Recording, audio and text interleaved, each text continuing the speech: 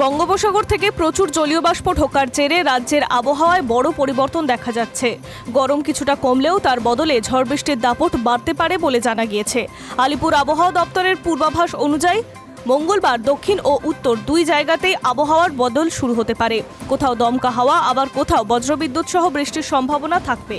মঙ্গলবার সকাল থেকেই দক্ষিণবঙ্গের বেশ কিছু জেলায় আকাশ মেঘলা থাকবে। রোদের তেজ খুব একটা বেশি থাকবে না, ফলে গরম কিছুটা কমবে। তবে একই সঙ্গে দমকা হাওয়ার দাপট বেশ দেখা যেতে পারে। নদিয়া, বর্ধমান, বীরভূম, বাঁকুড়া, পশ্চিম মেদিনীপুর, মুর্শিদাবাদে মঙ্গলবার বৃষ্টির সম্ভাবনা রয়েছে। কোথাও কোথাও ঝোড়ো হাওয়ায় ঘন্টায় 60 কিলোমিটার বেগে বইতে পারে। এমনকি কিছু জায়গায় শিলাবৃষ্টির আশঙ্কাও রয়েছে। কলকাতায় মঙ্গলবার আকাশ বেশিরভাগ সময়ই মেঘলা থাকবে। রোদের তাপমাত্রা কম থাকবে এমনটাই বলছে আবহাওয়া দপ্তর। তবে মাঝের মধ্যে দমকা হাওয়া বইতে পারে। বিকেলের দিকে আবহাওয়ার বদল, বৃষ্টি ও ঝোড়ো হাওয়া দেওয়ার সম্ভাবনা রয়েছে। উত্তরবঙ্গের জেলাগুলিতে বৃষ্টির পরিমাণ বেশি থাকতে পারে। দার্জিলিং, জলপাইগুড়ি, কালিম্পং, কোচবিহার, আলিপুরদুয়ারে ভারী বৃষ্টির সম্ভাবনা রয়েছে।